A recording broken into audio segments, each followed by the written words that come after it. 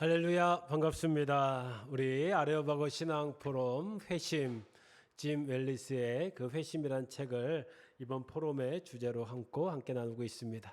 우리 지난 시간에 이제 서론과 함께 왜 이 시대의 회심에 또 우리 믿음 생활에 필요한가를 나눴습니다. 오늘 두 번째로는 이 책의 첫 번째와 두 번째 단락의 부분을 잠시 나누도록 하겠습니다. 우리 지난주에 말했지만 이 진보적 복음주의라고 그래서 하나님의 복음과 이 회심은 이 하나님의 말씀에 정말로 풍성히 담겨져 있다. 사실 모든 것이라 해도 틀린 말이 아닙니다. 결국은 우리는 새로운 존재, 하나님을 만나서 새로운 존재가 되는 것이다. 그런데 이 존재를 넘어서 하나님은 이 세상의 변화도 요청하신다. 그걸 위해서 교회, 신앙 공동체를 세우셨고 또 하나님의 말씀에 빗댄 많은 주의 사역들을 만드셨다. 그럼 우리가 이제 이 회심, 구약의 슈브, 또 신약의 컨버션, 메타노이아를 넘어서 그러면 이제 그거에 이어서 회심의 목표는 무엇일까? 이거를 한번 좀 정리해 볼 수가 있습니다. 몇 가지가 있는데요. 여러분, 회심이 목적이 아닙니다. 나는 하나님 만나야지 막 그런 거 있잖아요. 기도원 가서 방언 받아야지. 좋죠. 방언 받아야죠. 하나님 만나야죠. 회개해야죠. 저도 많이 두들겨 맞았어요. 많이 또 때리기도 했어요. 기도원에서 하나님 만나라고 막 이게 중요한데. 근데 그게 목적이 아니라는 거예요. 방언을 왜 받고 회심을 왜 합니까? 그러니까 회심은 시작이에요. 출입구입니다. 우리는 근데 하나님 만났어. 이제 됐어. 나 뜨거워졌어. 그러니까 이게 삶으로 연결되지 않았다는 것이죠. 회심의 목표는 그게 아니에요. 하나님 나라거든요. 그래서 회심은 개인에게서 시작하지만 세상을 위한 것이다. 하나님의 지상명동도 마찬가지고요. 구약의 모든 하나님의 뜻도 그렇고요. 제자를 세워서 그를 회심시켜서 왜 제자가 순교하고 하나님의 나라 교회를 세웠을까? 지상명령이기 때문에 그래요. 목적은 세상에 있는 거예요. 자기가 구원받으려고 제자가 된 게 아닙니다. 이걸 우리는 복음 전도라고 말하는 건데 자꾸 이거를 개인화시켰어요. 그러니까 내가 믿어서 너도 나처럼 회심해. 이런 걸 복음 전도라고 생각해요. 그게 아니라 너도 나같이 십자가의 길을 가. 이게 하나님의 말씀이고 목적이라는 거예요. 그래서 세상을 위한 것입니다. 나를 하나님이 부르신 것도, 내가 회심한 것도 내 개인적인 유익이 아니라 하나님 나라를 위한 것이에요. 그 증거가 성경에 수없이 나오죠. 그 말씀이 뭐예요? 하나님 나라 선포 산상설교예요. 여러분, 이 회심에서는 상상설교를 핵폭탄이라고 썼거든요. 이거는 새로운 질서를 말하는 거예요. 그 수천 년 전에도 그렇다면 지금도 예수님의 산상설교 우리 많이 듣잖아요. 복 있는 자는 bless you. 뭐가 축복이냐? 뭐가 행복이냐? 뭐가 승리냐? 나오잖아요. 가난한 자, 애통하는 자, 우는 자. 이게 예수님의 말씀인데, 이게 회심인데 우리는 그거를 안 들어요. 그냥 설교에서 좀 인용할 정도. 그래서 이것이 회심 공동체를 통해서 이게 교회라는 거죠. 지금의 교회. 이게 교회가 돼야 됩니다. 또 하나 이 회심을 통해서 우리는 진정한 축복과 저주를 분별하기 위함이다. 사실 우리가 최근에도 이렇게 의심이 들 때가 있잖아요. 내가 이게 하나님 믿는 건가? 막 이렇게 고민해요. 내가 구원받은 건가? 거듭남나? 내가 진짜 구원자인가? 그러니까 그런 애매한 거에 이게 이단 사이비들이 들어가서 다 걸려 넘어지는 거예요. 진짜 예수님께 회심했으면 그런 두려움이 있을 필요가 없어요. 왜? 너무나 명확하거든요. 예수님의 말씀대로 사는 게 뭔가. 그게 여러분 자기의 무슨 갈등을 해결하고 심리적인 거를 고민하고 이거하고 상관없어요. 구원은 우리의 인생 전체 삶으로 보여주고 또 이 땅을 살아가면서 어떻게 이 세상 속에서 예수 그리스도의 빛과 소금으로 살아가, 이게 산상수훈의 말씀이잖아요. 그렇게 살아가라는 거예요. 회심을 하면. 이게 우리는 분별을 해야 돼요. 그래서 이제는 열매가 참 중요합니다. 열매는 믿음의 열매가 아니에요. 여러분, 우리가 살면서 우리 한국교회나 우리 성도들은 인생의 열매를 말하는 거예요. 여러분, 삶도 건강하게 사셔야 되는 거예요. 하나님 자녀로 거듭났으면 가까운 가정에서부터 열매가 있어야 되고요. 우리 자녀로부터 내 스스로도 먼저 희생해야 되고요. 먼저 열매 맺고요. 먼저 십자가 져야 되고요. 그러면 화목해요. 어디 구원이 다 버리고 너 여기 와서 여기서 헌금하고 여기서 무리하고, 여러분, 이런 종교가 어디 있습니까? 그런 성경이 어디 있었어요? 지금 너무나 잘못된 회심이 결국은 여기까지 온 겁니다. 이게 회심인 것처럼, 구원받은 척하는 것처럼. 구원의 확신을 통해 변화된 마음과 삶을 창조한다. 바로 이게 회심의 목표. 온전한 회심은 사실 단기간에 오는 것도 같지만 평생의 과정일 수 있어요. 전 오히려 지금 시대에는 이렇게 생각하는 게 좀 안전할 것 같아요. 그러니까 주신 은혜의 순간순간들이 있다. 하지만 회심은 내 평생 내가 함께 져야 될 길이다. 자꾸 우리는 갑자기 너 회심했고 이러니까 자기가 회심 안 하면 무슨 죄인 된 것처럼 생각해요. 회심은 과정이더라. 실수도 해요.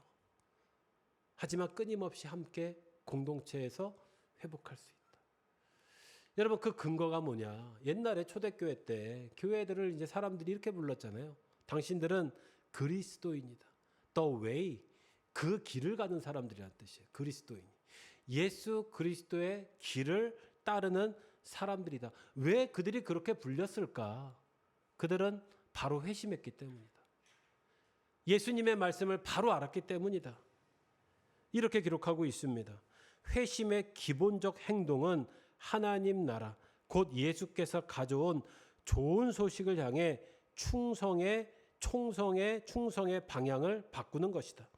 회심한다는 것은 자신의 삶을 아무 미련 없이 예수 그리스도께서 바치는 것, 예수의 새 질서에 가담하는 것, 새로운 공동체의 친교 속으로 들어가는 것을 의미한다. 그러니까 사람들은 저 사람들 보고 당신들은 예수 그리스도의 말씀처럼 사는군요. 그래서 The way, 그리스도인, 이렇게 불렀다는 거예요. 여러분, 지금 우리가 교회 다닌다 그러면 세상 사람들은 뭐라고 그럴까요? 뭐라고 생각할까요? 예수를 따르는 삶을 살아요? 그게 아니죠. 어느 교회 다니세요? 어느 목사님 믿으세요? 어느 목사님 좋아하세요? 교회는 몇 명 모이는데 다니세요? 전혀 상관이 없어요. 우리 젊은 층들은 언론 매스컴에서 하도 부정적이니까 영화나 이런 데서 하도 교회를 부정적으로 말하니까 화가 나죠. 근데 그게 어찌 보면 세상이 우리를 판단하는 방식이에요. 제가 이제 이거를 어저께 묵상하면서 이렇게 우리가 그리스도인, 너무나 머리에 복잡하더라고요. 회개도 되고. 근데 이게 미국 사회에서 먼저 시작이 됐더라고요. 지금 우리나라의 교회를 비판하고 막 이런 영상들이 많잖아요. 그 뿌리가 어저께 영화에 나오더라고요. 쇼생크 탈출이더라고요. 여러분 보셨나요? 꼭 다시 보세요. 쇼생크 탈출. 벌써 20년이 넘은 영화거든요. 그게 미국 사회에 진짜 잘 만든 영화인데요. 그 세계적인 영화의 핵심에 벌써 기독교인에 대한 비판이 들어있더라고요. 전 그때 처음 발견했어요. 미국에서 이게 한번 지나간 거구나 벌써. 쇼생크 탈출에서 가장 나쁜 사람이 성경을 읽고 성경을 암송하는 그 간수장이에요. 네. 그 대단한 영화에 벌써 반그리스도 경서. 영화는 너무 위대하지만 벌써 미국 사회도 그런 일이 시작됐다는 거예요. 교인이 복된 모델이 아니었어요. 이미 미국 교회는. 전 지금 모습도 연결됐다고 봅니다. 복음 전도는 이러한 목적을 지닌다. 복음 전도의 목적은 회심으로 부르는 것입니다. 회심의 총체적 의미를 담은 그러한 회심으로 부르는 것입니다. 그러니까 진짜 회심으로 이 복음 전도는 뭐예요? 부르는 거예요. 뭐예요? 예수 그리스도처럼 살아라. 그거를 말하라는 거예요. 아니 교회 열심히 나오세요가 아니라 교회 나오면 예수님처럼 살아야 되는데 각오가 돼 있습니까? 이렇게 말하라는 거예요.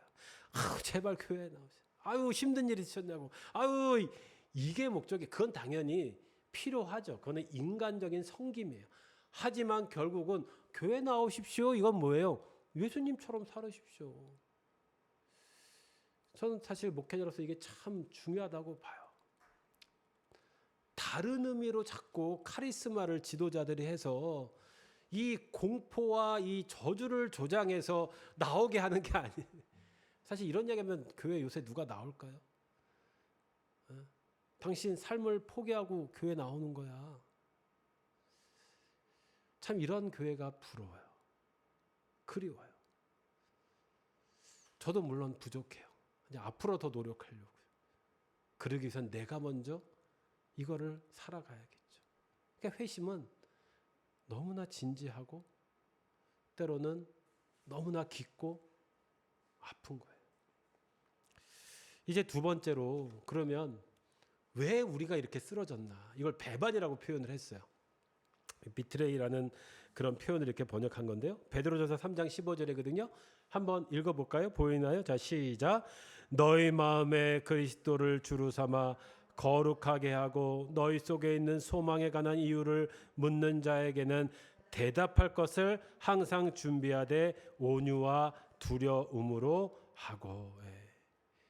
하나님이 이제 교회를 세우고 그리스도인이 됐으면 너희가 회심했으면 하나님의 거룩한 삶을 너희가 살아서 혹시 하나님의 그 소망에 대해서 묻는 사람이 있으면 언제든지 대답할 준비를 해라. 이게 하나님 말씀처럼 살 준비를 해라 이거죠. 근데 우리가 어디에서부터 도대체 쓰러진 걸까요? 이 책에서 아주 중요한 한 단어를 표현을 합니다. 제목만 한번 읽어볼까요? 자, 시작. 우리 모두는 그리스도인 척해 봅시다. 한 세미나에 가서 신학 토론회였어요. 복음이 뭐야? 교리가 뭐야? 이 시대의 문제가 뭐야? 똑똑한 신학자들이 모여서 마태복음 강해를 하고 성경을 보는데 한 명이 딱 일어나서 당신들은 말씀대로 살고 있습니까? 한마디를 했더니 아무도 대답을 못했대. 우리 모두는 다 그리스도인인 척을 하고 있는 게 아닙니까? 그때 그 장면을 보면서 이 짐 윌리스가 충격을 받은 거예요. 왜 이렇게 됐을까? 복음의 본질을 이 세상에서 살아내지 않는 교회는 전도의 능력을 지닐 수 없다. 아무리 우리가 안다 말하고 멋지다 말하고 옳다 말하지만 삶으로 살아내지 않으면 어떤 전도도 이루어지지 않는구나. 역사를 통해서 증명한 거예요. 근데 그 이유를 우린 다 안다는 거예요. 왜? 이미 아무도 세상 사람들도 그리스도인들에게 차별성을 기대하지 않는데. 이 미국 사회를 말하는 겁니다. 그 당시. 교회를 다니는 사람이나 안 다니는 사람이나 이제 구별할 점이 없대요. 이 당시에. 지금도 우리나라도 마찬가지지 않을까요? 그러면서 고민하죠. 도대체 우리의 문제는 무엇인가? 그걸 많은 것들에 분석을 하는데요. 제가 좀 정리를 했어요. 가장 먼저 주장하는 건 뭐냐면 결국 이 현대사회가 되면서 다 자기 문화적인, 자기중심적인 문화가 됐다. 이게 좀 환경적인 원인도 있겠죠. 그러니까 다 자기중심적이니까 메시지가 복음이 이렇게 돼버렸어요. 어떻게 내가 행복하고 만족할 수 있을까? 이게 세상의 기준이다 보니까 복음도 교회에서도 그냥 어떻게 하면 행복할 수 있을까? 이것만 계속 얘기했던 거예요. 그 당시 미국 교회. 설교가 그랬다는 거예요. 사실 지금도 그건 큰 변화입니다. 메시지를 이렇게 정합니다. 예수께서 어떻게 우리를 현 상태의 질서 속에서 성공할 수 있도록 도우실 수 있을까? 성경을 다 이렇게 해석했다는 거예요. 현 시대. 굉장히 복음이 이 유기체와 같아서 어느 시대든 다 만족을 줄 수 있다는 거예요. 다 위로를 주고 어떤 상황에서든지 담대함을 주고 또 합리화도 시켜줄 수 있대요. 이 미국 교회가 이랬다는 거예요. 마지막은 좀 치명적인 단어들이 있으니까 우리 같이 한번 읽어볼까요? 자, 시작. 예수는 당신을 더 행복하게 만들고 더 만족스러운 자신을 얻게 하고 더 잘 적응하게 만들며 더 번영하게 해줄까? 할렐루야, 아멘. 이렇게 이 틀리다고 하는 게 아니에요. 이게 이 행복, 이 만족, 이 하나님의 복된 은혜를 어떻게, 누가, 어떻게 말씀대로 받느냐, 이걸 가르쳐야지. 무조건 이제 예수님께서 더 번영하게 하시고 만족을 주시고. 사실 저도 사실 찔리고요. 왜? 이거 무시할 수 없잖아요. 이 대중들 앞에 서면 좋은 거 줘야죠. 손님이 있는데 맛있는 반찬 처음부터 썩은 것만 드세요. 그럴 수 없잖아요. 예? 뼈만 빠세요. 이럴 수 없잖아요. 떡볶이도 드리고 순대도 드리고 이게 필요한데 이걸로만 자꾸 우리는 했어요. 스스로들도 여기에 빠지게 편하니까. 근데 여기는 좀 더 근본적으로 왜 이렇게 됐는지까지 좀 고민을 했으면 좋겠다. 왜 이 진정한 회심이 이렇게 타락했을까? 바로 자기애적 회심의 시대. 지금 우리 시대의 표상이에요. 저는 한국교회의 위기는 이거라고 생각해요. 조금은 아프고 힘들지만 진짜 성경을 가르치는 방법밖에 없다. 저도 많은 설교를 듣고 은혜도 받고 괴로워도 합니다. 근데 사실 이런 메시지는 이제 없어요. 다 만족 아니면 위협, 저주. 성경 말씀하고는 전혀 상관없는 말씀이 너무 많고요. 부끄럽지만 저도 그 한계에 부딪히고요. 왜? 그런 설교자들밖에 없으니까. 아파요. 괴로워요. 왜 또 이런 설교 안 하면 저만 이상해지거든요. 또 막 너는 뭔데? 네가 뭔데? 힘도 없군데. 작은 교회가 뭐 소리를 내냐 그러실까요? 근본적으로는 영적인 부분이 있다고 그래요. 저도 그거 인정합니다. 이게 자꾸 사회적인 복음하면 기도하지 않는데, 사회 참여 운동하는 목사들은 영성이 없대. 진짜 그거는 죄송하지만 무식한 표현이세요. 훨씬 더 높은 영역에 계신 분들이 너무 많습니다. 오히려 섣불리 기도 많이 했다고, 하나님 봤다고 몇 시간 기도하시는 분들이 제가 볼 때는요, 미지근하고요, 잘못된 길에서 기도하고 방황하게 만들더라고요. 또 하나는 정치적인 문제를 지적하고 있어요. 이제 지금의 미국 정치를 굉장히 비판을 많이 하거든요. 교회가 정치적으로 순응했다는 거예요. 지금 우리나라도 똑같지 않습니까? 힘이 생기면 정치하고 붙을 수밖에 없어요. 모든 원리는. 특히 자본주의 시대에는. 미국이 이때부터 이 트럼프가 준비했다는 거예요.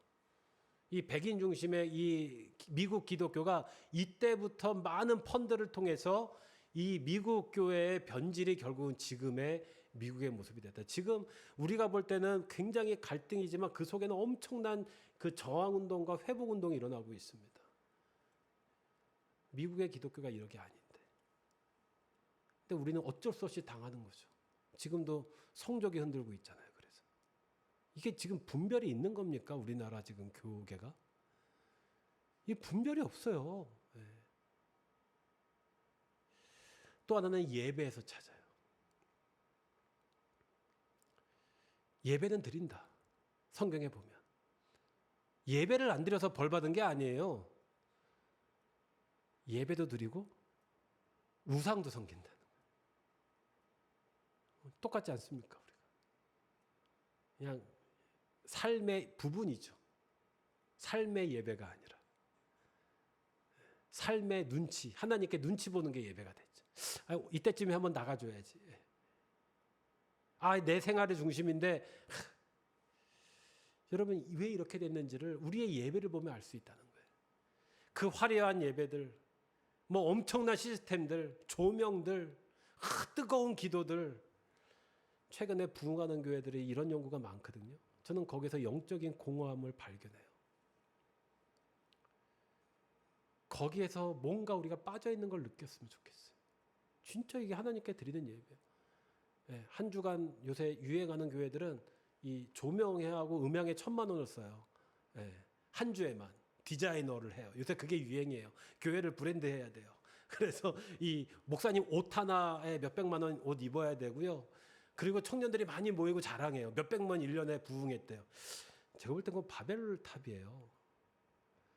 이미 해외에서는 그런 영성이 끝나고 실패가 드러난 게 지금 우리나라에서 히트치고 있어요. 이상한 교회들 많이 생겼거든요.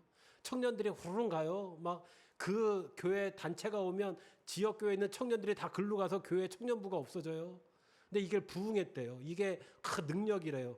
제가 볼 때 그건 사탄의 장난이거든요. 지금 한국 교회는 제정신이 아닙니다. 예, 제 의견이에요. 개인적이고 사적인 죄 구원 선포. 너무나 죄를 강조했어요. 그리고 개인적인 구원을 강조했어요. 여기서 끝났어요. 사적인 거. 그러니까 종교는 개인적인 거야. 너가 잘 되면 돼. 네가 은혜 받는 거야. 그걸 위해서라면 너 구원 받고 확신 가져야지. 회개해서 눈물 흘렸어. 열심히 헌신했어. 이제 우리 어떤 팀 멤버가 됐대. 그러면 너는 된 거야. 이건 전혀 복음하고 상관없다는 거죠. 그게 어디 성경의 복음입니까? 죽으러 가라고 했던 게 성경의 복음이죠. 그런 거 가르쳐주는 곳은 없어요. 왜 말을 못하죠? 그 배반의 현실. 그러면 우리는 무엇을 회복해야 될까? 우리 첫째 줄을 한번 읽어볼까요? 조그마하지만 자 시작. 사람들에게 헌신할 것을 요청하기 전에 예수를 따른다는 것이 정말로 무엇을 의미하는지를 먼저 알려주어야 된다. 먼저 예수를 따르는 게 뭐냐? 두 번째는 설교에서 하나님 나라를 등한시함으로써 우리는 복음의 통합적이고 핵심적인 정수를 잃어버렸다. 다른 말로 하면 지도자들의 책임이다. 저는 유튜브 시대에 설교 좀 분별해서 드렸으면 좋겠고요. 저도 그렇고요. 요새처럼 설교가 위기인 적은 없는 것 같아요. 회심의 사회적 의미가 상실되고 사유화된 복음은 현상 유지를 지지한다. 합리화시킨다는 거죠. 그러니까 개인적인 회심은 언제든지 개인의 책임이기 때문에 잘 돼도 오케이. 못 되면은 에이 괜찮아. 내가 언제나 이렇게 된다는 거예요. 성경 이야기하고 상관없다는 거예요. 너 네 문제지. 너 잘 생각해봐. 너 죄 하나도 안 졌어? 이러면 다 끄떡끄떡하거든요. 이게 가스라이팅이에요. 왜? 성경은 회심에 대해서 아주 균형 있게 말하고 있거든요. 철저하게. 치우친 적이 없거든요. 예수님의 말씀도 기적도. 그래서 이 책에서 회심의 부르심과 배반의 결론은 우리 제목을 한번 읽어볼까요? 시작. 복음 전도에서 죄와 구원의 사회적 의미가 회복되어야 된다라는 것입니다. 이거는 정치적인 것도 진보적인 것도 어떤 사상도 아니라 성경의 말씀 그대로 읽으면 나오는 것을 우리가 고백하자는 것이죠. 여러분 예수님의 많은 비유들 중에 삭개오의 비유 아시잖아요. 우리가 왜 삭개오를 위대하다고 그래요? 나무에 올라가서요? 떨어져서요? 용기를 내서요? 그게 아니라 내가 지금까지 지은 죄를 회개하고 다 배상하겠습니다. 이 세상을 내가 한 거를 책임지겠습니다. 그래서 예수님이 삭개오를 축복하신 거예요. 회심의 개인적이고 사회적인 의미를 온전히 다시 찾는 것은 필수적이다. 우리 앞에 있는 복음 전도 과제는 예수를 다시 한번 역사적으로 볼 수 있게 만든다. 이를 위해 우리는 우리 복음 전도 선포에서 하나님 나라의 메시지를 회복해야 한다. 오늘 두 번째 강의를 정리하면서 이렇게 좀 부탁을 드리고 싶어요. 일단 여러분들의 믿고 있는 신앙 또 체험 은혜 소중히 하십시오. 회심 사랑하고 간구하고 여러분 지니십시오. 하지만 그것이 목적이 돼서는 안 됩니다. 이제 우리는 나의 회심을 통해 다시 성경을 보고 성경을 통해 내 삶을 보고 우리의 교회를 보고 더 넓게는 이 사회적인 속에서 교회의 역할이 뭔지를 세상을 보는 것이 아마 예수님 하나님의 말씀이 가르쳐준 회심임은 분명합니다. 제가 논문을 쓰면서 사실 회심 연구를 좀 오래 했고 나름대로는 물론 묻혀 있지만 회심의 총체적인 의미를 이제 저는 사회학이었기 때문에 분석을 했던 기억이 있어요. 그때 마지막에 결론으로 제가 고백했던 것은 회심은 개인의 문제지만 공동체의 문제라고 하는 것을 저는 하나님의 은혜로 만나게 됐습니다. 한 명이 회심해서 한 가정이 바뀌고 교회가 바뀌고 지역사회가 바뀌고 한 국가가 바뀌고 더 넓게는 세상이 바뀌는 역사가 이 회심의 역사임을 여러 가지 근거로 해서 만날 수가 있었어요. 저는 지금 이 시대가 지금 이 위기의 시대가 바로 이 회심이 가장 필요하고 회복돼야 될 때라고 믿습니다. 이제 이어서 이 책 기회가 되시면 좀 이렇게 선입관을 버리고 좀 다양한 이야기들을 듣고 우리 성도들이 좀 성숙해서 이 아레오바고 신앙 포럼을 통해서 이 아름다운 회복의 역사가 일어나기를 기대하면서 우리 오늘 강의를 마치도록 하겠습니다. 감사합니다. 수고하셨습니다.